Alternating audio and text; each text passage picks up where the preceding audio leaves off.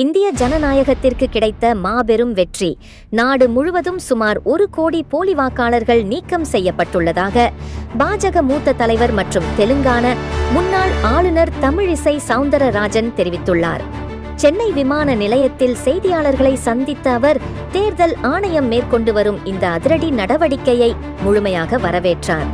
தமிழகம் முழுவதும் நீக்கப்பட்டுள்ள இந்த 1 கோடி பெயர்களை வாக்காளர்கள் என்று அழைக்கவே கூடாது. அவர்கள் உண்மையில் தகுதியற்றவர்கள், இறந்தவர்கள் மற்றும் இடம்பெயர்ந்தவர்கள்தான் என்று தமிழிசை சுட்டிக்காட்டினார். இந்த வரைவு வாக்காளர் பட்டியல் திருத்தத்திற்கு திமுக மற்றும் இந்தியா கூட்டணி கட்சிகள் எதிர்ப்பு தெரிவித்ததன் பின்னணி என்ன?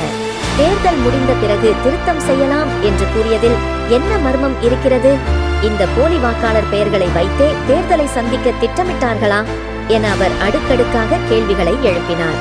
குறிப்பாக முதலமைச்சர் ஸ்டாலினின் சொந்த தொகுதியான கொளத்தூரில் அதிக அளவில் பெயர்கள் நீக்கப்பட்டிருப்பதை சுட்டிக்காட்டிய தமிழிசை, இதுவே இந்த திருத்த நடவடிக்கையின் அவசியத்தை உரக்கச் சொல்கிறது என்றார். மேலும் இனி தேர்தல் நேரங்களில் இறந்தவர்களின் ஆன்மாக்கள் அமைதியாக இருக்கும், திமுகவினர் அவர்களை தொந்தரவு செய்ய முடியாது என்று கடுமையாக விமர்சித்தார்.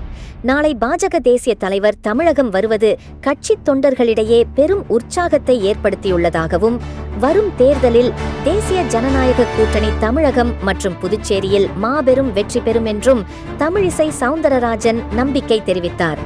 இப்படியான முக்கிய அரசியல் செய்திகளை உடனுக்குடன் அறிய தமிழ் நியூஸ் கேட்வே சேனலை சப்ஸ்கிரைப் செய்யுங்கள். வீடியோவை லைக் செய்து உங்கள் நண்பர்களுடன் ஷேர் செய்ய மறக்காதீர்கள்.